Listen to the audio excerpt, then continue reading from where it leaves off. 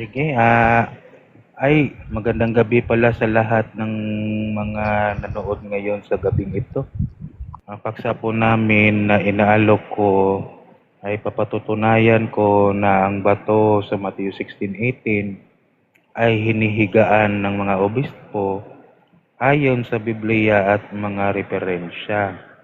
At yung ginagamit ko na referensya ngayon, yung tinatawag nating Gemara, or in other word, Book of Tradition of the Hebrew, and Book of Apocryphal ng Hebrew, yung tinatawag nating Mishnah.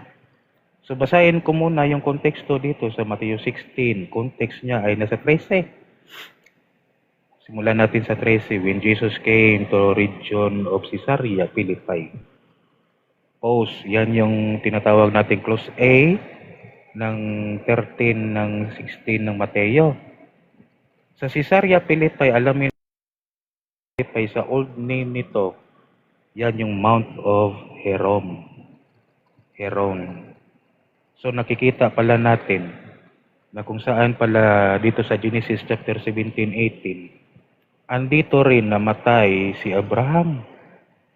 Kung saan dito din idinala ni Kristo si Pedro. Kung saan si Abraham, mula Abram, ginawang Abraham sa Mount of Hermon. Ngayon naman, si Pedro naman, mula sa Simon, ginawa din ni Kristo dito sa lugar na ito na Pedro.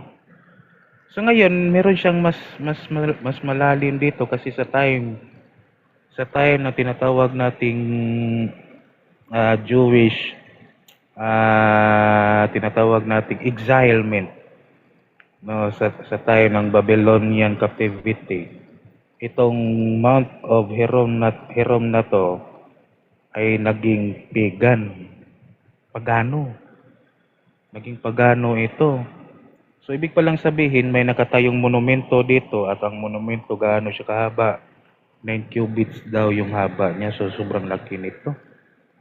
So ayon sa Mishnah, ayon sa Mishnah. So dito ay makikita natin kung saan na sa Mateo 16:18 sinabi ito sa patuloy sa 17 at saka si Jesus nagsabi, "Blessed are you, Simon, son of Jonah, for this was not revealed to you by flesh and blood, but my Father in heaven." So, the same siya ng pattern, the same siya ng pagkasulat, at saka the same siya ng pangyayari kay Abraham. Na nireveal dito ng Diyos doon kay Abraham at ngayon na naging Abraham.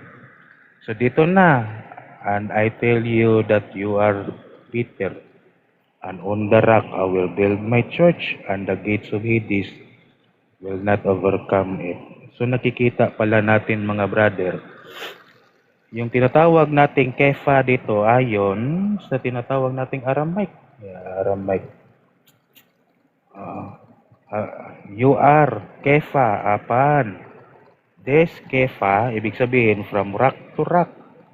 I will build my assembly. So meron pa tayong tinatawag nating deeper sense. Why? Yung interlinear natin merong small rock, which refers to Petros. Kefa naman yung Petra, which refers to big rock. Bakit ganon yung nakasulat? So no, nakikita natin dito sa tinatawag nating compilement of stone. Ito yung nakasabi sa Gemara na ang 3 stone daw dito sa building ay hindi siya applicable. Hindi siya applicable, no, 3 stone. So ang applicable 2 stone, small and a big stone. Ayon dito sa tatawag natin Avodah Zarah 50a, yan, no? Avodah Zarah 50a. 2 stone are prohibited, small and a big stone pile. So nakikita pala natin na nagpatong pala tong dalawa. Isa dito, bato. Isa dito, bato. So ibig sabihin, itong dalawang cellphone na ito, nagkapatong ito. So So no, nakikita natin yan yung in-explain dito na kaya pala ganyan ang pattern dyan kasi structural building yung itinayo ng ating Panginoong Hesukristo. So, ayon naman dito, ito na yung inaantay nating topic. Kasi ito pa lang, first round pa lang ito. So maya-maya ipapakita ko pa yung mga iba-iba pa nating mga talata dyan. So ayon dito sa A Day in the Holy Temple Part 9, aklat pa rin ito ng mga Hudyo, apocryphal book. The elder being more sensitive, ano daw yung elder? High priest. Kagaya ni Pedro, high priest, would sleep on the stone called slab stone. So, ibig palang sabihin, yung hinihigaan pala ng tinatawag nating bato na si Pedro ay itong slab stone. The younger Kohanim, ibig sabihin yung mga paring mas maliit pa doon o mas mababa pa doon sa high priest, would sleep on the floor only. So titignan natin dito sa tinatawag nating Ephesians. Ephesians chapter 2 verse 20. And you are built upon the foundation of the apostle and the prophets, Jesus Christ being the head cornerstone. So ngayon, foundation stone pala, itong mga apostoles, tapos especially si Pedro ay isang tinatawag nating slab stone. Kasi siya yung high priest. No? Yung apostles ay foundation stone, which refers to the ground stone. And Jesus Christ is the cornerstone, which refers to the edge stone of the temple. Okay, thank you. Bawi na lang ako sa ribatan. Okay. Ready ka na, Sir Max, magtanong? Ready na. Maliwanag ba yung boses ko? Maliwanag, bro.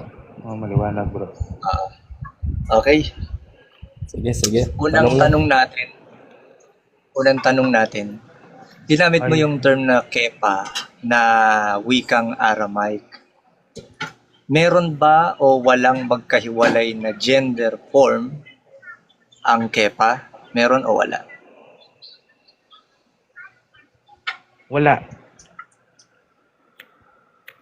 Okay, next.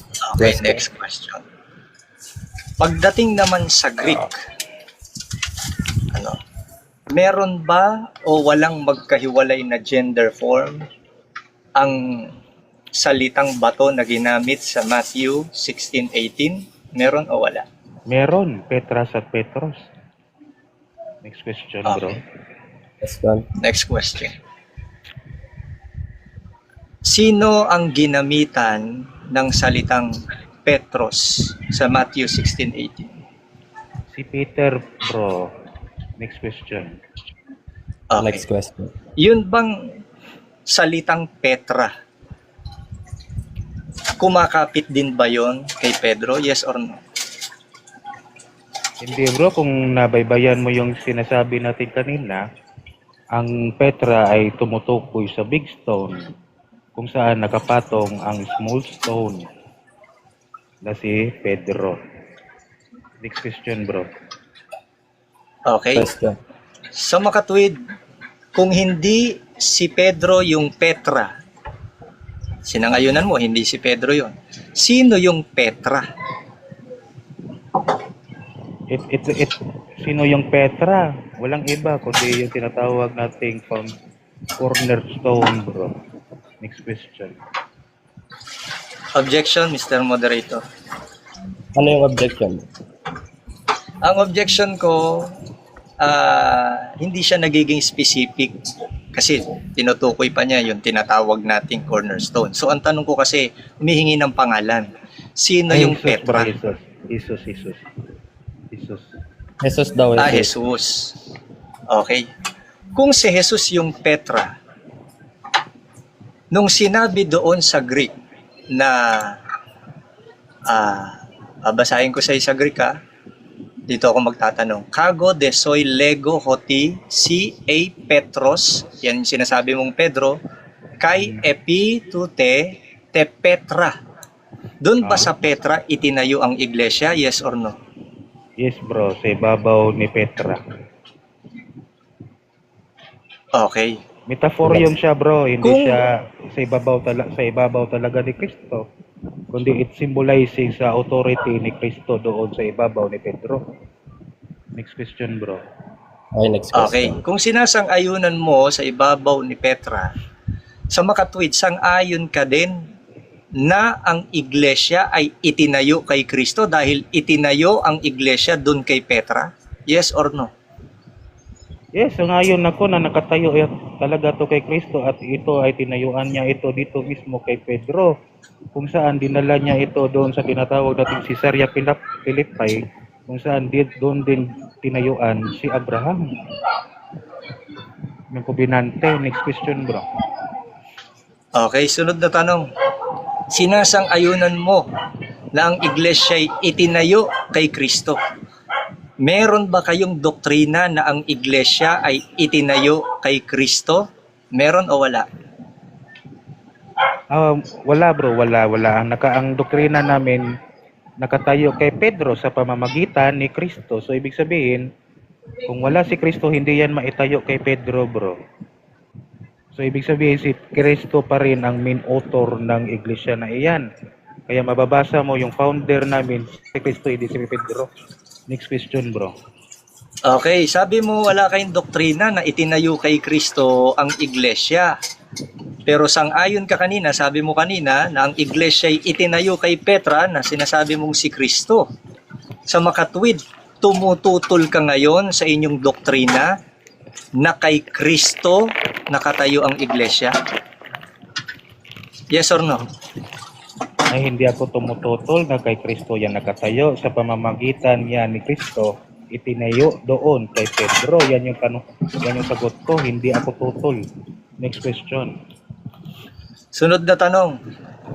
May mababasa ba tayo na sinabi ni Kristong, sa ibabaw mo, Pedro, itatayo ko ang iglesia? Meron o wala? Meron sa translation ng Tagalog. Okay, ang sagot mo meron. Anong translation ng Tagalog na ang nakasulat, sa ibabaw mo, Pedro, itatayo ko ang iglesia? Anong translation yan? Dito sa MBB, ikaw ay Pedro at sa ibabaw ng batong ito, itatayo ko aking iglesia. Okay, tapos na. MBB. MBB. 7 minutes yung tanungan. 7 minutes na yun? Kasi 7 minutes na, gusto mo pa ba magtanong ako? Sige. Di ko napansin kumakain ako, gutom ako eh. Sige. Maglatag ka na kuya, Sir Max. Okay. Napansin nyo mga kaibigan, kung paano sinasagot ni Jordex yung mga tanong ko. Madali pa lang mapaamin itong si Jordex na isang Catholic. Kanina, sa stand niya, tinitindigan niya na nakatayo kay Pedro ang iglesia. At yun naman talaga ang doktrina nila, na ang iglesia itinayo kay Pedro. Samantalang, inamin niya mismo, narinig nyo? Mula sa bibig niya. Sino daw yung Petra na doon nakatayo ang iglesia? Sabi niya, si Kristo. Sa makatwid, sang-ayon siya na ang iglesia nakatayo kay Kristo, hindi kay Pedro. Ngayon, ang daling mapaamin eh. Tapos na laban, umamin na agad eh. Ngayon, hinanapan natin siya kasi nagkaroon siya ng konting palusot na kung itinayo man kay Kristo, itinayo naman ni Kristo kay Pedro. Sabi ko, may mababasa ka ba na sa'yo, Pedro, itatayo ko iglesia? Meron daw sa MBB, sa translation ng MBB. Basahin nga natin yung Matthew 16:18. Sinabi ba dito ni Kristo, sa ibabaw mo, Pedro, itatayo ko ang iglesia? Basahin natin, Matthew 16:18. Sinasabi ko sa iyo, ikaw ay Pedro, at sa ibabaw ng batong ito, wala naman yung mo. Sa ibabaw ng Sa ibabaw mo. Pedro, wala namang ganun eh. Ang nakalagay, sa ibabaw ng batong ito ay itatayo ko ang aking iglesia. So yung iglesia nakatayo doon sa ibabaw ng bato, which is Petra. Na sinasabi niya na yung Petra, si Kristo yun. Hindi si Pedro yon, dahil ang pagkakagamit na stone kay Pedro sa Greek ay Petros, hindi po Petra. Kaya nagkaroon ng distinction sa term na Greek, sa lengguaheng Griego ng bato sa Matthew 16:18 para madistinggi natin at malaman natin at matiyak, hindi kay Pedro itinayo ang iglesia. Ngayon, meron siyang sinabi na magkapatong daw yung dalawang bato. Saan dyan yung terminong magkapatong?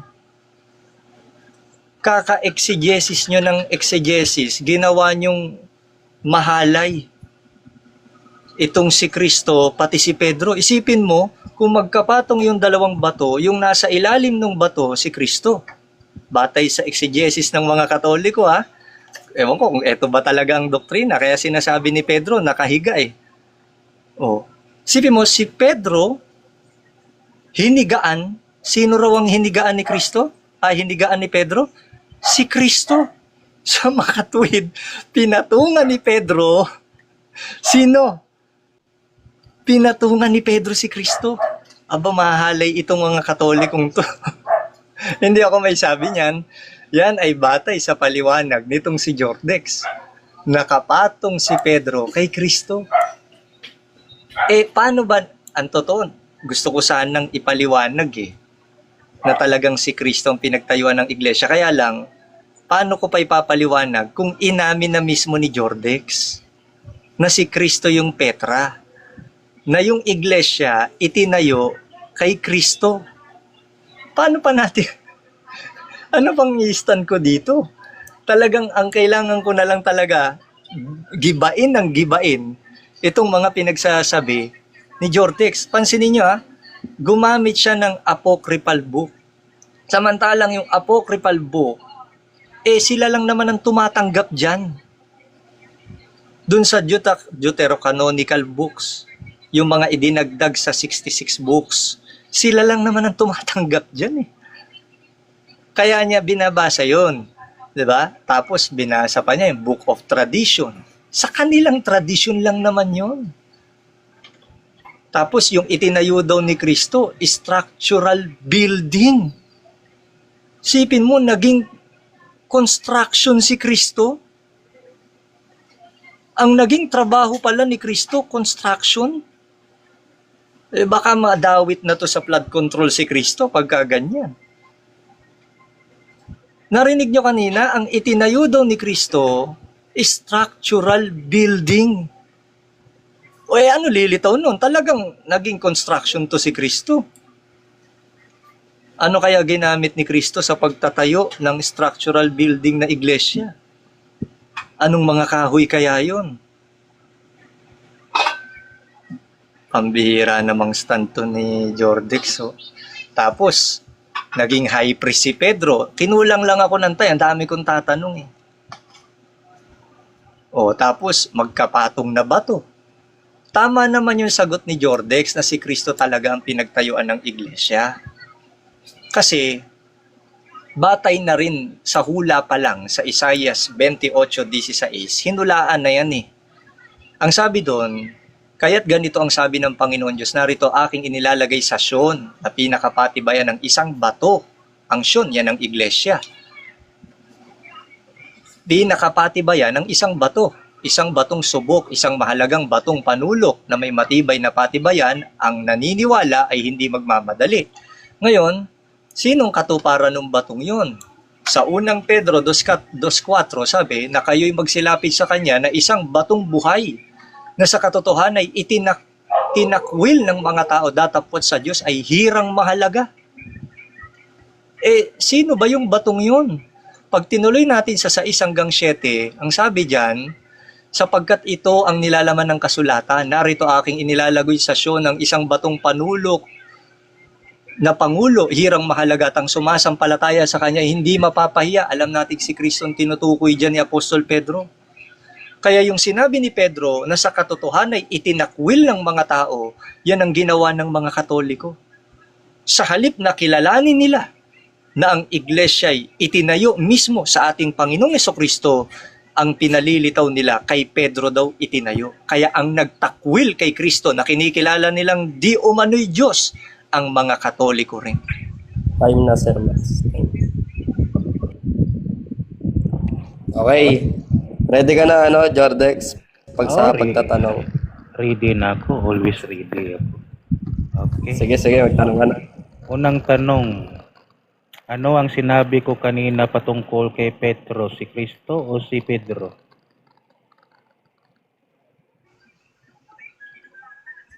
Objection, moderator. Ang tanong niya, tapos Kristo o Pedro? Ano ang sinabi ko sa Petro? Teka, Pedro? tatapusin ko lang yung tatapusin ko yung objection ko. Ang tanong niya ay ano?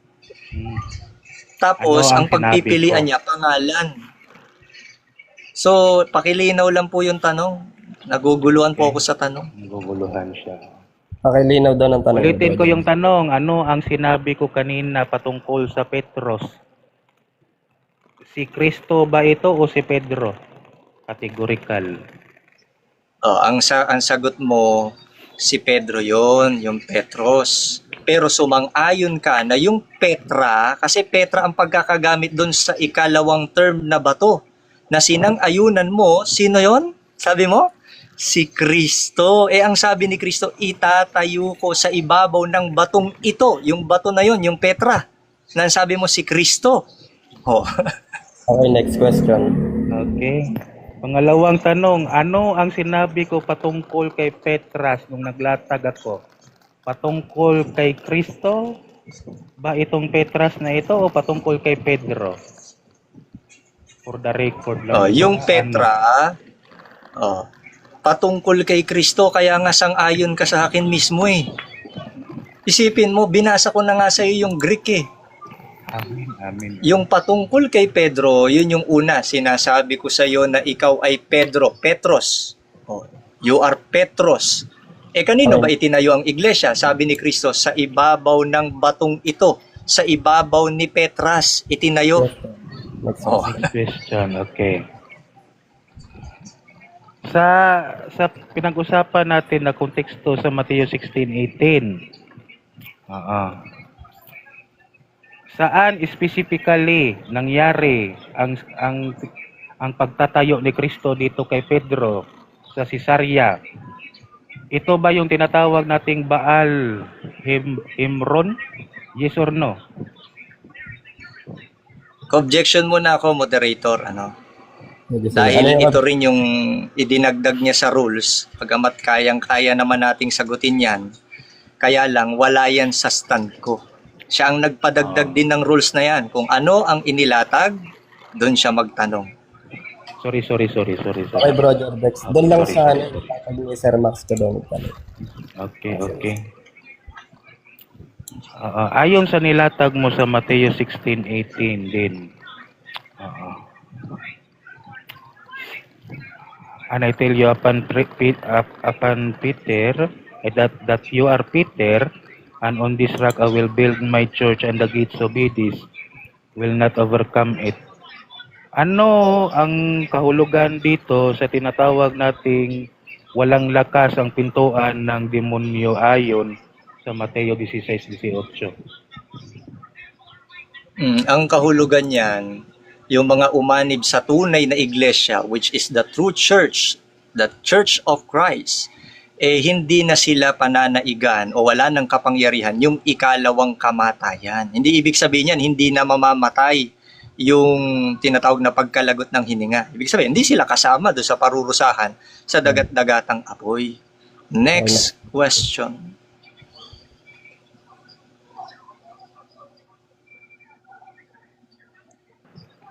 Sangayon ka ba na itong tinayuan ni Kristo ay tinatawag itong lugar ng Baal kung saan merong isang rebulto ng Diyos-Diyosan? Matthew 16:18. Objection ulit ako, Mr. Moderator. Pwede niya itanong yan mamaya sa second stand. Sabi ko nga kung ano yung inilatag ko, which is yun ang dinagdag niyang rules, dun siya magtanong. Okay, Bro Jordex, doon ka lang magtanong sa inilatag niya kanina. Okay, sorry again, moderator. Matthew 16:18 pa rin tayo. 17, sa 17. Jesus replied, "Blessed are you, Simon of Jonah, for this was not revealed to you by flesh and by blood, but my Father in heaven." Agree ka ba dito na itong revelation na natanggap ni Simon na tinawag na Kefa ay galing ito sa Ama at ang Ama mismo ang nagsalita nito? Agree ako na galing talaga sa Ama yan. Maliwanag naman eh. Sabi diyan eh, pinagpala ka Simon sapagkat ang katotohanan ito'y hindi inihayag sa iyo ng sino mang tao kundi ng aking Ama na nasa langit. Agree ako diyan. Pero bumalik ka doon sa topic natin. Ano? Okay. Napatunayan mo na nakahiga ang mga obispo nyo. Next question. Sa next question, sa nilatag ko kanina, yung kanina nagpatong ang batong dalawa ay acceptable sa Jewish tradition at Jewish Gemara, yung tinatawag nating teaching nila. Agree ka ba na ang dalawang bato nito, kung titignan natin ito sa teaching ng Hudyo, ay nagkapatong ito, yes or no? Hindi ako agree kasi yung pinaniniwalaan mo, kinokontra nyo rin naman yan eh. Yan, yung inaagrihan mo, yan nga yung mga nagpapatay kay Kristo eh. Yung sinasabi mong teaching ng mga Hudyo, yan nagpapatay mismo kay Kristo. At hindi ang Hudyo ang magpapaliwanag niyan. Hindi yung mga tradisyon ng Hudyo ang magpapaliwanag niyan. Yun. Time Next na? question. Time na daw. May oras ka pa. Hindi, may last question ka pa. May last question ko. Oh. Meron pa. So, ibig bang sabihin, hindi ka sang-ayon doon sa pinakita ko na referensya na ang Hudyo mismo ang nagsulat nito, kalahi ni Kristo ito mismo, hindi ka pala sang-ayon doon, yes or no? Oh, hindi ako sang-ayon sa pinakita mo kasi unang-una, imposibleng pinatungan ni Pedro si Kristo. Inamin mo yung unang bato si Pedro, ikalawa si Kristo. Saan nangyari yun na pinatungan ni Pedro si Kristo? Tapos yung pinapakita mo, hindi naman tayo ganun kasigurado na yan sulat kamay ng mga Hudyo. Pinapakita mo, cellphone lang eh. Ewan ko kung saan mo pa pinagpupulot yung mga referensya mo. Sige. Time na. Pangalawang latag, Bro Jordex. Pangalawang latag. Sige, pangalawang latag. Okay. Salamat no sa mabuti nating moderator at sa kapugali natin. So wala pala akong nilabag sa una kong stand. Nakita pala natin na the same pala kami ng stand. Ang argumento ko kasi dito, brother, papatunayan ko na hinigaan yan. Ibig sabihin either metaphorically or symbolically or literally. So no, nakikita natin yan ba? So may babasahin tayo dito sa Isaiah para meron tayong mabasa man na kahit konti. Ay mali pala tong cellphone na ginamit ko, yaw. Isaiah 22, pakinggan natin ha. Tandaan natin, meron silang tinatawag nating metaphor. Isaiah 22. Isaiah 22. Basahin ko mga kapatid. Pakinggan ninyo. Isaiah 24, verse 14. The Lord Almighty has revealed His in my hearing. In my hearing, till your dying day, the sin will not be atoned for, says the Lord, the Lord Almighty. This is what the Lord Almighty says. Go, say to the steward, to Shebna, the palace administrator, what are you doing here? And who have you permission to cut out a grave for yourselves here, hewing your grave on the height and chiseling your resting place in the rock? Bato. So no, nakikita natin at according din doon sa mga binabasa natin kanina na pinapakita talaga natin na ang high priest, kagaya noon sa tinatawag natin ni Eliakim, at saka sa iba pang mga high priest, gaya ng ni Zadok, kung saan matutulog pala sila sa tinatawag na slab stone. So kaya pala ang nakalagay dyan, upon this rock, I will build my church, kefa, kefa, bato to bato, stone to stone. Yan yung structure ng building of David and Solomon. Yan yung structure ng building ni Solomon. Kung kailan ay ginawa ito, nakapatong na mga bato. So yan yung inexplain dito ni Kristo. So ngayon sa time ni Jeroboam sa 1 King chapter 12, basahin ninyo. Gumawa si Jeroboam ng 2 goyang ginto. Nilagay niya ito sa isa sa Baata yun o Baal. At saka yung isa doon sa tinatawag nating Bethel. So ngayon sinabi ni Jeroboam, this is your Lord, this is your God. So from that time, yung panahon na iyon, pabalik doon sa tinatawag nating patras doon sa panahon ni Abraham. Yung panahon ni Abraham, yan lang yung holy place. So ngayon, sa time na sa tinatawag nating Babylon, nagiging pagan place. So lalabas doon na from time pala ni David hanggang ni Solomon, hanggang sa time ni Kristo, pagano tong lugar ng Canaanite. Yung tinatawag nating Mount of Hernon ba yun? Herong.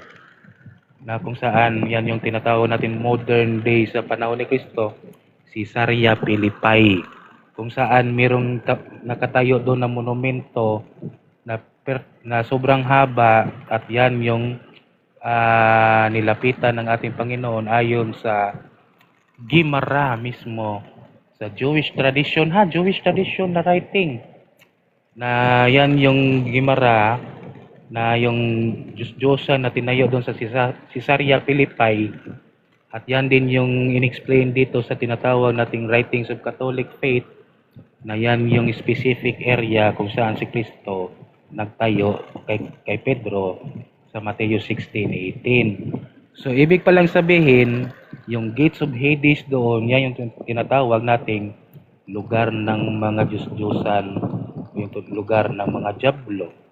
Kaya sinabi doon ni Kristo kay Pedro, na sinabi ni Pedro na huwag ka na magpatuloy, Panginoon. So sinabi naman ni Kristo, get behind me, Satan. So ibig palang sabihin, yung bato doon sa tinatawag nating Diyos-Diyosan na tinayuan ng panibagong bato talaga ng Diyos, ay pinasalikod niya or tinalikod niya yung bato ng mga Diyos-Diyosan o bato ng false God. So yan no, nakikita pala natin, kaya pala si Caesarea Philippi. Kasi binalik niya yung glory na nawala sa time ni Abraham, nung sa time na ng Babylon.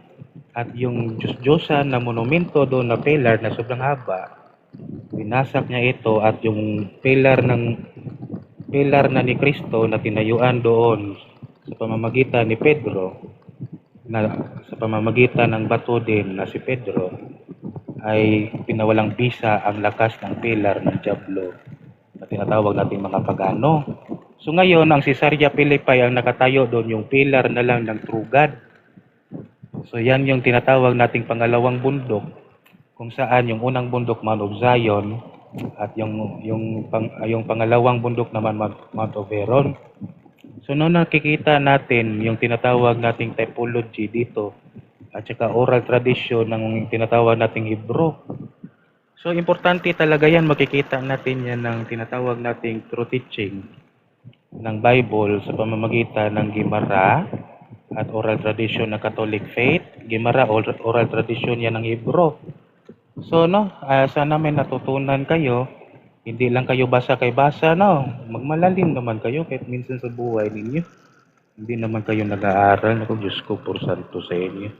Basta makabasa lang na gates of Hades, kaya nga walang lakas ang Hades kasi yun pala yung konteksto doon, binali pala yan ni Kristo, binasak pala niya itong masama na elemento doon sa Caesarea, Kaya pala walang lakas ang pintuan ng kamatayan kasi ang Sisarya ay pintuan ng kamatayan.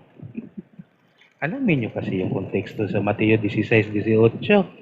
At saka yung tinatawag nating slab stone kung saan ang high priest hihiga. Okay, time na. Thank you, thank you. Bago ka magtanong, Sir Max, ipapaalala ko lang sa inyo na yung rule number 5 natin na sa pangalawang pagtatanong, pwede na po kayong magtanong kahit hindi dun sa inilatag niya. Okay po ba yun? Maliwanag po ba? Basta naka-inline sa topic, moderator, hindi yung kahit saan na topic. Sige. Okay ba yun, Sir Max? Parang napasarap Okay yun, Sir Max, ha? Napasarap pa Sir Max, ha? Okay na ba Okay yun, tayo? okay. Okay na tayo. Alam, may sunog pala sa kanila. Hindi, pag ganyan, pag may curfew na. Unang tanong ko, Wala yan? Jordex. Hmm. Okay. Anong paragraph sa CCC nyo na sinasabing si Pedro at si Kristo ay magkapatong? Hindi ko alam. Next question. Okay, next question. Anong talata naman na sinasabing si Pedro at si Kristo ay magkapatong? Objection, moderator, clarification. Is it literally or symbolically or metaphorically? Or according to Diwa? Moderator, andyan ka pa ba? Sige, sasagot. Saanin natin yung kanyang clarification. Bahala po siya, Mr. Moderator, kung literal ba yan, symbolical, o kung anong gusto niyang gawin. Basta anong talata na sinasabing si Pedro at si Kristo ay magkapatong. Okay. Matthew 16:18, moderator, no? Kasi yun nga, ika nga sa explanation natin, kasi ako yung affirmative. Ikaw ay si Pedro, bato. Sa ibabaw ng batong ito, itatayo po ang aking iglesia. Ayon ngayon sa binasa natin, ang temple of God ay magkapatong na bato. Next question. Okay? Ginamit mo ang Matthew 16:18 sa tanong kung anong talata na sinasabi na si Pedro at si Kristo ay magkapatong. Ano ang Greek ng magkapatong na sinasabi mong nasa Matthew 16:18? Hindi ko alam, pero alam ko sa Hebrew, ang tawag dyan sa Hebrew, Eben Shateya. Okay, next question na ako. Ang Next sagot niya po question. hindi niya alam. Next Alam ko question sa ako. Hebrew lang, sa Hebrew, Eben Shateya. Next question. Okay. Sunod naman yung Hades na ginagamit, yung Hades. Ano ang ibig sabihin ng Hades batay sa Greek lexicon o lexical?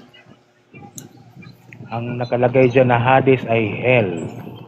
Next question. Okay, next question. Ang tanong ko ano po ang ibig sabihin, hindi ko po tinatanong kung ano ang nakalagay. Ano ang ibig sabihin ng Hades na Hades din mababasa sa Greek? Hell, bro. Or,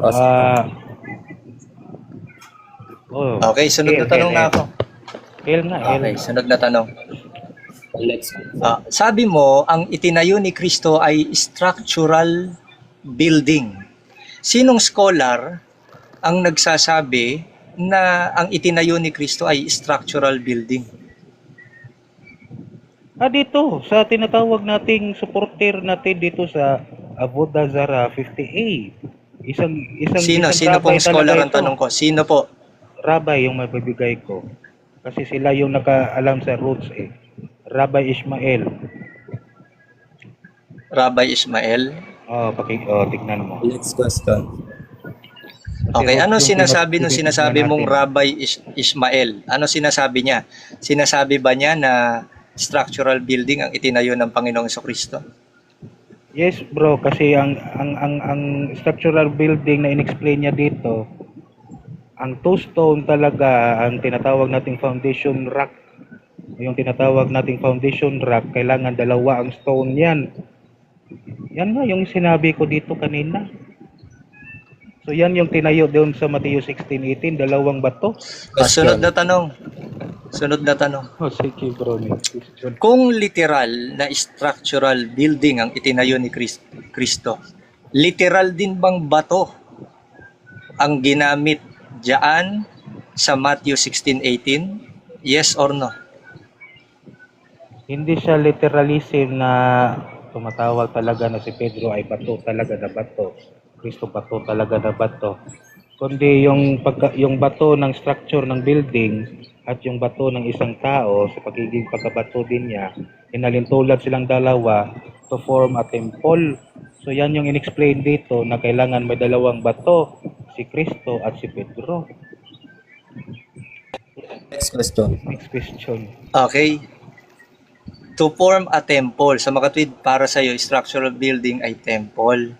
Ngayon, ang tanong ko sa iyo, anong talata na nagsasabing si Kristo ay nagtayo ng templo?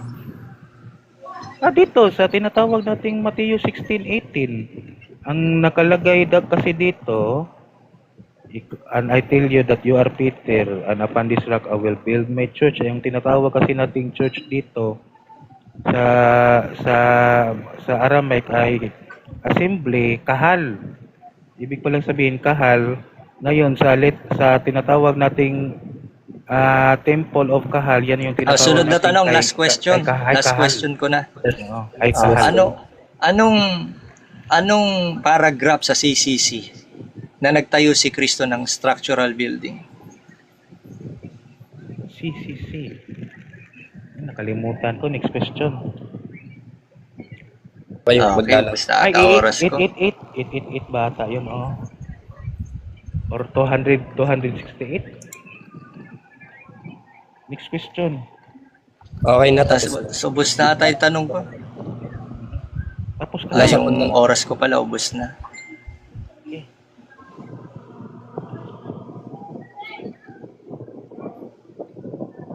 Okay na, Sir Max. 7 minutes. Bata. Yun, salamat. Sige, sige. Okay. Napansin nyo mga sagutan ni Jordex. Pagka wala na siyang maisagot, tatakbo ulit siya sa Matthew 16:18. Na sarili lang naman niyang paliwanag yung mga pinagsasabi niya. Kahit nga yung sinasabi niyang Rabbi Ishmael, wala man sinasabi doon na itinayo ni Kristo ay structural building. Siya lang mismo may sariling pakahulugan nun. Walang sinasabing ganun ang Biblia.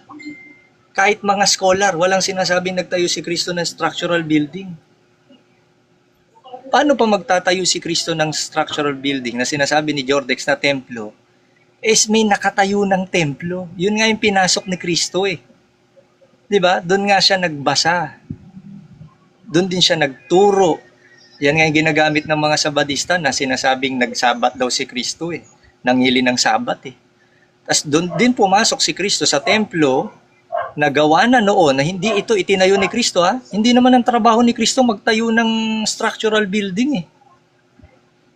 Wala yan sa hula at hindi kasama sa misyon ng Panginoong Hesukristo na magtayo ng structural building. Pero balik tayo dyan sa sinasabing, kasi kung ano-ano na lang pinagsasabi ni Jordex kanina, nagkwento na lang na nagkwento.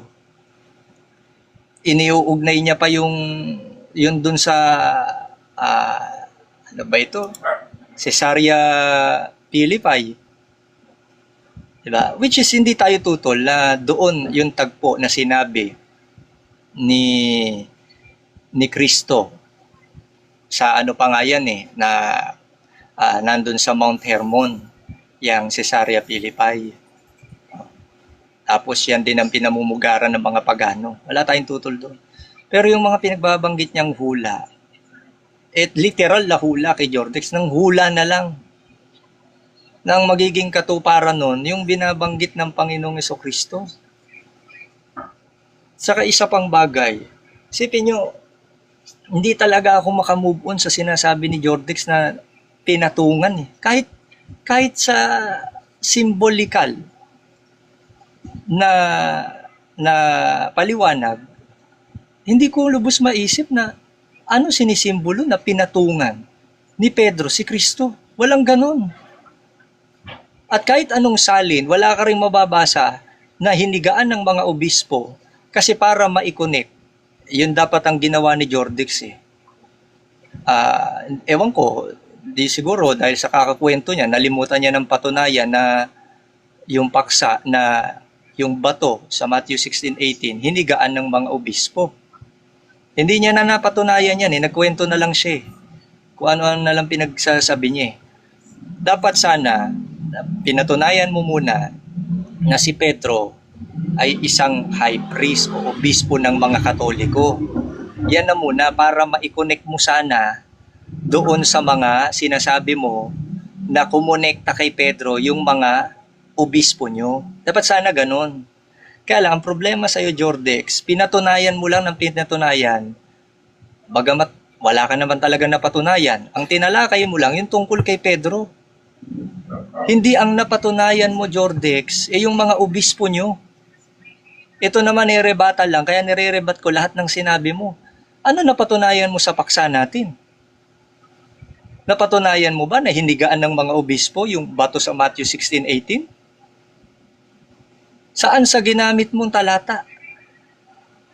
Na pinatunayan mo na nakahiga yung mga obispo nyo dun sa bato na ang Panginoong Jesucristo. Ano sinisimbolo ng hinigaan? Kayo lang yung gumagamit ng terminong hinigaan eh. Hindi ko mahinuha at hindi ko lubos maisip. Ano sinisimbolo ng hinigaan? Hinigaan ni Pedro si Kristo? Nung mahigaan ni Pedro si Kristo, naghigaan din yung mga obispo nyo? E di ang nangyari, dinaganan. Dapat pala, ang pinatunayan mo dyan, dinaganan ng mga obispo si Kristo. Sipin mo, Jordex, yung kinikilala nyong Diyos, dinaganan ng mga obispo nyo. Hindi na hinigaan eh.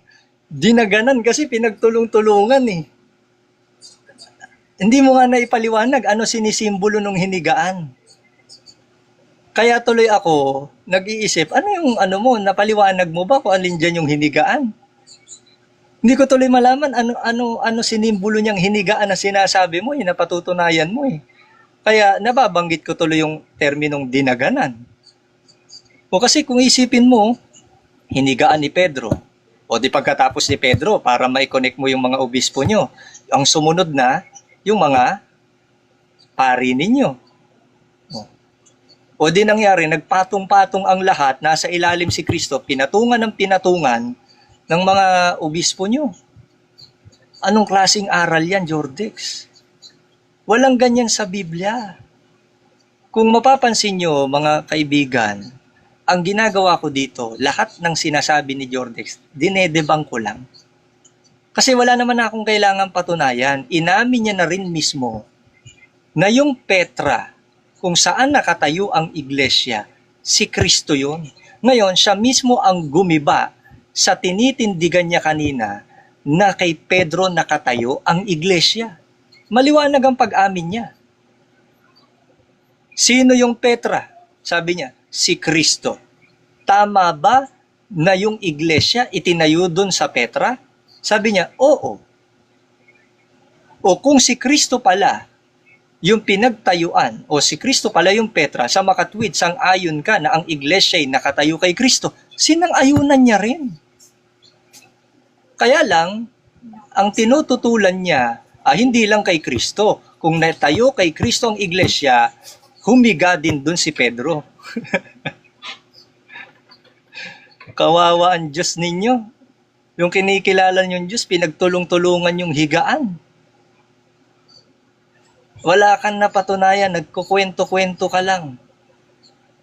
Yung mga pinagagamit mo pang referensya, mga hindi mapagtitiwala ang referensya. Sana ginamit mong referensya kahit papaano para paniwalaan ka namin. Mga referensya halimbawa sa amin.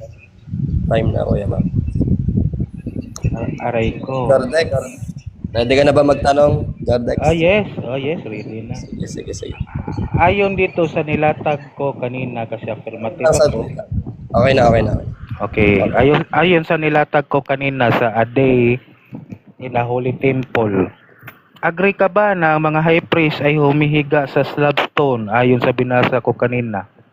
Yan slabstone. Agree ka, yes or no? Hindi ako agree kasi mga invento nyo yan eh. Kaya yung mga referensya mo, wala nga ako ina-agreehan dyan sa mga pinagbabasa mong referensya. Okay. Oh, Next. sunod na tanong. Pangalawang tanong. Catholic teaching ba yung pinabasa ko sa iyo or teaching ito mismo sa lahi ni Kristo? Categorical, mamili Ang ka. sagot ko, okay, ang sagot ko, none of the above. Kasi yung pinagbabanggit mo, tingin ko, ikaw mismo gumawa niyan eh. Kaya nga pag tinatanong kita tungkol sa CCC nyo, wala kang maisagot. Di ba ang batayan nyo ng pananampalataya, ang lagi nyo pinagtatanggol, lahat mababasa sa CCC. Tapos ngayon, kukuha ka ngayon Next question. sa Hudyo na teaching. Next question. Matthew 16:18, and the gates of Hades shall not prevail against it. Agree ka ba na itong bato na ito kung saan nagtayo si Kristo dito kay Pedro, ay itong batong ito ay bato to ng Diyos-Diyosan, yes or no? No, hindi nga ako agree sa paliwanag mo na yung bato, na, ayan, pinagkukuha mong picture, wala pa sa hindi mapagtitiwala. Tama, nasa Cesarea, nandyan ang mga Diyos-Diyusan, mga pagan beliefs, nandyan. Pero yung mga pinagsasabi mo, pinagpapaniwala mo, pinagkukuha mo lang dyan, Next hindi question. mapagtitiwalaan yan. Next question. So agree ka ba na si Kristo ay cornerstone gaya na nakita mo? Yes, agree ako na si Kristo ay cornerstone, Amen. pero hindi ako agree sa sinasabi mong gaya ng nakita ko. Hindi ko ina-agreehan yon. Yung pagiging cornerstone ng Panginoong Jesucristo, yan ay symbolikal. Ang pinapakita mo, literal na cornerstone. Next. Okay. Okay. Sa pakita natin, ano yung slabstone? Ano yung slabstone? Agree ka ba na ang slabstone ay pwedeng mahigaan? Yes or no? Yes, yung slabstone pwede mahigaan, pero wag mo sasabihin higaan si Kristo. Kahit ikaw pwede kang humiga dyan eh. Isipin mo, ang paliwanag mo, hinigaan ni Pedro si Kristo. Wala Sunod ganun na eh. Kahit sinong scholar, walang magpapaliwanag na hinigaan ni Pedro si Kristo. Sunod na tanong. Teka, objection lang ako, Mr. Moderator. Hindi kasi tumakbo yung 20 seconds ko. Hindi ko tuloy Ay, alam hindi kung pala. time na ba ako. Ay, pakibalik sa 3 O minutes, bro. hindi umandar yung 20 seconds ko kanina eh. Pakibalik sa 3 minutes. O balik mo sa 3 minutes ni Jordex. Paandarin yung 20 seconds ko. Ayan. Yung sinasabi mo na pwede higaan, kahit sino pwede humiga doon. Kahit anak ko pwede humiga doon eh. Diba? Pero yung sasabihin mo, si Kristo hinigaan ng mga obispo, malabo mangyari yun. Walang scholar na matino ang pag-iisip na magpapaliwanag na hinigaan si Kristo. Isipin nyo, kinikilala yung Diyos, higaan mo lang? Next question. Question. Sunod na tanong. Paano ka makakahiga sa cornerstone kung ganito ang forma pala? Ang sagot ko, hindi nga hinihigaan eh. Ba't ba pinipilit mo hinihigaan? Tingnan mo yung tanong mo, hindi mo maintindihan. Paano ka makakahiga sa cornerstone kung ganito pala? Objection, ikaw moderator. ikaw mismo nagsasabi. Ad hominem. Hindi ko daw maintindihan, moderator. Yung Ano yung tanong ko, objection mo? ad hominem. Ad hominem. Counter objection ako. Ad hominem. Ano yung counter objection? Counter objection. Wala pong ad hominem doon. Ang sinasabi ko, hindi niya naiintindihan yung tanong niya. So hindi yon referring or personal attack sa kanya. Yung tanong niya ang hindi niya naiintindihan. So wala po akong nalabag na rules, Mr. Moderator. Bro Jordex, pakiliwanag na lang po ng tanong para maayos tayo. Sige, salamat. Okay, sige. Okay, next question. Ito bang himlayan na ito? Teka po, Mr. Moderator. Saglit lang po. Kasi sumasagot pa ako sa tanong niya, may oras pa ako noon. So nag-object siya, naputol yung pagsagot ko. Okay, Paano sorry, po sorry, yun, Moderator? Sige, Tutuloy ko po pasagot. yung pagsagot ko. Sige. Ngayon, kung dahil sa tinatanong mong yan, hindi pwede, kasi sa tanong mo pa lang malalaman ng hindi pwede higaan ng cornerstone. Ang cornerstone, sabi mo si Kristo rin, sang-ayon ka doon. So hindi pwede higaan si Kristo. Ang paliwanag mo, hinigaan ni Pedro si Kristo eh. Hinigaan ng mga obispo si Kristo. O di tinututulan mo yung mismong paksa mo. Next question. Next question. Next question. So, sang-ayon ka pala na si Pedro bilang high priest ay slab stone at yung stone na iyon pwede mahigaan, yes or no? Hindi ako sang-ayon, napansin mo yung premise mo? Sinasabi mo, sang-ayon ako na si Pedro ay hinihigaan, si Pedro ay yung stone na binabanggit mo. Hindi ako sang-ayon doon. Yung slab stone, yun yung sinasang-ayunan ko na pwedeng higaan. Pero yung paliwanag mo sa premise mo, hindi ako sang-ayon doon, Jordex. Next Okay. question. Next question, basahin ko ulit dito. The elders being more sensitive, kasi matanda na daw, would sleep on the stone slabs. The younger Kohanim, or yung tinatawag nating pare, sleep on the floor. Question, si Pedro bilang isang high priest, saan nakatulog? Saan matutulog? Sa slab stone or sa floor? Ang sagot ko, none of the above. Alam ko natutulog si Pedro sa bahay nila. Pero yung patulugin mo si Pedro sa slabstone na pinagbabanggit mo dyan, tapos yung pati yung premise mo, sang-ayon ako si Pedro, high priest. Hindi nga ako sang-ayon dun eh. Tsaka si Pedro, may respeto sa ano yan, sa bahay natutulog yan. Next question. Next question. Okay, sunod na tanong natin. Ayon dito sa tinatawag nating context ng Mateo 16:18, saan specifically sa Caesarea Philippi tinayuan si Pedro ni Cristo ng iglesia? Saan specifically sa Caesarea Philippi? Doon nga sa binabanggit ko sa Mount Hermon. Kasi ang Caesarea Philippi nasa paanan o nasa rehiyon ng Mount Hermon. Doon yan binanggit ng Panginoong Jesucristo. Anong kinalaman yan sa paksa natin? Patunayan mong nakahiga ang mga obispo nyo kay Kristo. Yan ang Next. paksa. Next question. Okay.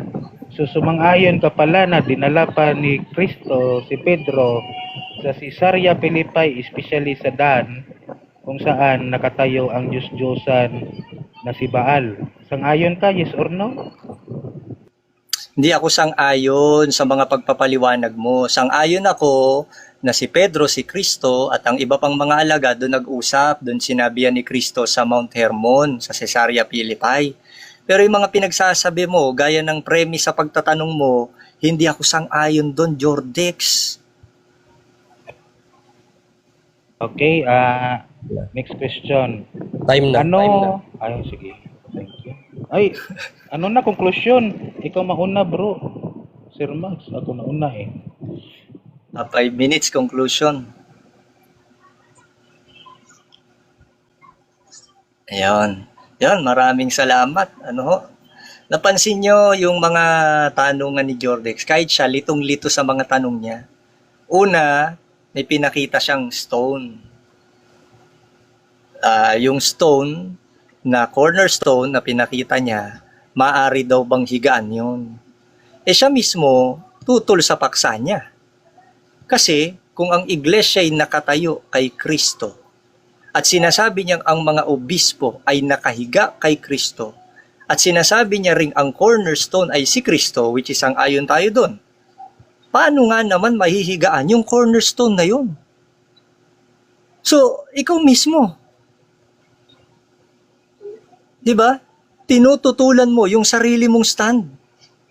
Sinasabi mo magkapatong si Pedro tsaka si Kristo, paano papatungan, paano hihigaan ni Pedro si Kristo kung sa mismong tinatanong mo sa akin, kaya nga sinasabi ko, hindi mo naiintindihan yung tanong mo. Ngayon, ipupunta mo dun sa bato na pwedeng higaan. Tapos isipin mo, ang tanong ni Jordex, paano ba, saan natutulog si Pedro? Anong klaseng tanong yan?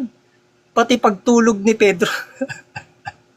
At pala ang pinatunayan mo dito, Jordex, patutunayan ko na si Pedro natutulog sa bato. Pinaghahanap na nga yung bato eh. Tapos gusto mo tulugan pa yung bato. Dito, napatutunayan lang natin, ito conclusion natin. Ano? Na talagang ang hilig mag-imbento ng mga Katoliko. Na kagaya niyan, patutunayan. Tingnan mo, siyang gumawa ng topic na yan. Hirap na hirap tuloy siyang patunayan na ang hinigaan ng mga obispo, si Kristo. Na sinasabi niyang yun yung Petra. Nagkanda gewang-gewang tuloy yung kanyang stand kung saan na napunta. Bakit? Wala siyang napatunayan eh. Ako may papatunayan. Oh, total, kanina pa na natin nadedebang tong pangalan nito, si Jordex. Ano ba ang sinasabi ng Biblia patungkol dun sa bato? Doon sa Petra. Na yan din ay ginamit na patungkol kay Kristo. Sa unang Korinto 3:11, sabi ni Apostol Pablo, sapagkat sino man ay hindi makapaglalagay ng ibang pinagsasaliga. Isipin mo, dadagdag mo pa si Pedro? So mo idadagdag si Pedro, sabi ni Apostol Pablo, sino man hindi na makapaglalagay ng ibang pinagsasaligan, kundi ang nalalagay na. Sino yon? Na ito'y si Kristo Jesus. Tapos gusto mo patungan pa ni Pedro si Kristo? Wala na ngang makapaglalagay eh. Ano pang patotoo ni Apostol Pablo? Efeso 2:20, na mga itinatayo sa ibabaw ng kinasasaligan ng mga apostol at ng mga propeta, na si Kristo Jesus din ang pangulong bato. Yan yung Petra, sa panulok. Kaya yung bato na ginamit sa Efeso 2:20 na Petra, yan din ang pinagtayuan doon sa Matthew 16:18 na ang pagkakagamit sa Greek ay Petra. Kaya kung ano-ano pinagpapatunayan ni Jordex, ganito magpatunay Jordex. Dat pala, ako na lang ang nag-affirmative eh. Pinatunayan ko na ang bato na pinagtayuan ng iglesia ay walang iba kundi si Kristo. Kasi hindi ka marunong magpatunay. Kung saan ka napunta, nagkukwento ka pa. Nag-aaral pa kayo, pa-exegesis pa kayo, hindi nyo naman pala naiintindihan yung mensahe ng Matthew 16:18. May pa-intro ka pa bago yung debate natin, hindi ako lalayo sa Matthew 16:18. Kung saan ka napunta eh. Kung ano-ano yung pinagkukwento mo eh. Kahit si Apostol Pedro sang-ayon ang bato, si Kristo. Unang Pedro 2:5, kayo rin naman, gaya ng batong buhay ay natatayong bahay na ukol sa Espiritu upang maging pagkasaserdoteng banal, upang maghandog ng mga inaukol sa Espiritu na nangakalulugod sa Diyos sa pamamagitan ni Hesukristo. Kaya talagang ang iglesia nakatayo kay Kristo, na siya yung bato na pinagtayo, na doon nakatayo ang iglesia. Kaya ulitin ko po, walang napatunayan si Jordex. Yung hinigaan niya, dapat lang sa kanya yon. Humiga ka na lang, matulog ka na lang. Jordex, ikaw nang Ay, ako na pala. Sige. Thank you. So nakita natin ang dami niyang strawman. Yung mali niya, pinapahid niya sa akin. Binagalan ko na nga yung pagsasalita para marinig ng lahat. Pero yun nga, yung mali niya, pinapahid niya sa akin. Ilang beses ko siyang tinanong, hindi niya kayang masagot. Sabi niya, none of the above. Either none of the above. Wala siyang maisagot talaga or mali daw. Hindi siya naniniwala. Yan yung sagot niya. So, ibig palang sabihin, yung knowledge niya nakulong lang doon sa talatang iyon. Natatawa ako, hindi niya alam. Pati yung exegesis ng Matthew 16:18. Hindi din niya alam yung specific place ng Caesarea Philippi. Ang dami niyang hindi alam. Binasa ko pa nga, saan ka hihiga? Sa cornerstone. Walang higaan sa cornerstone, bro, Sir Max. Kaya nga sinabi dyan, basahin mo nga yan. Papatunayan ko na ang bato sa Matthew 16, ibig sabihin yung bato ay hinihigaan ng mga obispo. So binasa ko, elder humiga sa bato. Ano yung bato? Slabstone. Ano yung slabstone? Yan yung floor. Hindi mo yan alam. Nakakagulat naman tayo nito. Ano ba to? Ito na ba yung pinakamalakas nyo, INC? Malakas sa strawman? So nakikita natin mga kapatid, no? Pero kaibigan ko pa rin yan. Ang dami kong question na hindi niya kayang sagutin. Binasa ko pa Ephesians, cornerstone si Kristo, habang foundation stone. Ano ba yung foundation stone? Ha? Nakatayo ba yung foundation stone? So, ibig palang sabihin, kung nakatayo ang foundation stone, si Pedro yung slab stone. Alam mo na yon, Sir Max. Kudos, magpasalamat kayo kay Jordix, natuto kayo. Slab stone si Pedro, cornerstone yung apostoles. Si Kristo ang cornerstone. Foundation stone pala ang apostoles, slab stone si Pedro, cornerstone si Kristo. So saan magbubuhos ng dugo? Ayon sa First King, sa cornerstone, hindi sa slab stone, hindi rin sa foundation stone. Doon lamang sa cornerstone. No? Dito kayo matuto sa akin. So tinuruan ko kayo, bakit ba na itong templo na ito na tinayo dito sa Caesarea Philippi, kasi dito din pala tinayuan ng kobenante si Abram at naging Abraham.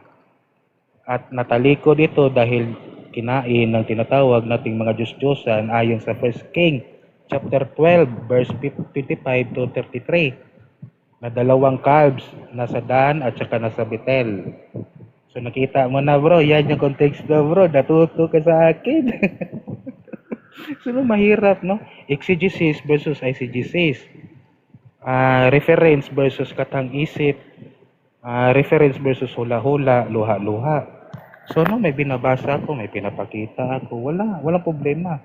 Affirmative pa ako pa yung nagpapatunay sa inyo. Pinapakain ko na kayo ng referensya, ayaw nyo pa rin kainin. Gusto nyo yung mani lamang na tinatawag nating hindi luto, sa akin luto. Saan doon masarap di yung luto? So no, nakikita natin mga kapatid, klarong-klaro sa mga taong nakikinig ng mabuti sa debate na ito. Honestly speaking, sa mga puso nyo, kung meron pa kayong Diyos na natitira sa dibdib ninyo at sa isipan ninyo, pakinggan ninyo yung argumento namin. Sino nagsabi sa amin ng katotohanan? Yung nagsustroman na si Kristo daw ay hinigaan na isang cornerstone, or si Pedro na isang slabstone na pwedeng mahigaan. So doon nyo makikita kung sino yung anak ng Diablo, kasi siya yung sinungaling mula pa sa simula. So no, sana may natutunan kayo sa isang simpleng tao lang. Nakahubad palagi, mahaba ang buhok, at saka yung tinatawag nating simpleng Jordix lamang. At na-explain natin ito ng mabuti at napaunawa natin ng mabuti, nasagot natin ng mabuti. No? At doon na nga, tumakbo na nga siya sa CCC, yung topic namin specifically, Bible lamang at saka reference na apocryphal. Yan yung agreement. At tumakbo siya sa CCC. Chumatat siya. Thank you. Ayun, shoutout sa ating mga gifters, si Lodi at saka si Cassie, talagang hindi papatalo sa Thank gift. you muna. Pasalamat muna kayo. Thank you Sige, muna Sir Max, siguro. ikaw muna. Papasalamat muna. 1 minute, pasalamat. Syempre, papasalamat tayo. Unahin ko na tong mga nagbigay ng coins, viewerista, bago sa iba pa. Syempre, unang-una kay Lodi. Hindi ko kilala si Lodi, pero grabe. Grabe yung mga pinadala niya. Talagang hindi nagpapatalo. Actually, kahit hindi naman tayo manalo sa coins, kitang-kita naman natin nangyari sa debate. Salamat din kay Bexana, nagpadala ng 70. Tapos dito sa Japan, isang, hindi ko alam pangalan, aso yung profile picture, 30. Kay Shin, 30. Kay Michael Pangilinan, 7. Kay Kuya Midan Vlog, 2. Mr. Bin, 2. Gracie David, 1. Salamat sa inyo. At sa platform na ito, kay Viewerista, salamat din. Tapos sa nag-timer, kay Bro Ribisco, kahit biglaan, nag-moderator siya. Kay Jordex, salamat kay Jordex. Masarap ka debate si Jordex. Magaling magkwento. sorry. Sige, salamat. Sa mga sumubaybay, salamat sa 48 million viewers. Okay, Uncle Jordex, ikaw lang magpasalamat. Sige lang, open time na. Ay, salamat pala sa platform kay View at tsaka kay Sis Bixana. Kay Sis Kasi, grabe talaga to si Sis Kasi at tsaka kay Lodi at tsaka kay Bro Morwin at tsaka sa mga iba pa na hindi ko nakita na sumusuporta sa akin, hindi ko expected na andito pala kayo kasi ako nakikinig lang ako sa sinasabi ni Sir Max. At salamat din kay Sir Max na maayos, wala kaming set comment sa discussion. Doon na lang kami bumabawi sa konklusyon. Doon na lang kami nagsisikuhan. Thank you pala sa mabuti nating moderator na hindi ka namin nabigyan ng sakit ng ulo at saka sa timer namin na si Bro Buddy Retro na isang RCC din. Thank you sa inyong lahat at sana ay manood din kayo sa susunod namin na debate kahit wala kahit hindi na kayong magbigay. Okay lang. Susunod namin na debate, Eucharistia, literal ba o simbolikal? June 4. Magpabasa na naman tayo, magkikwento na naman tayo, okay? Thank you, Sir Max. Thank you.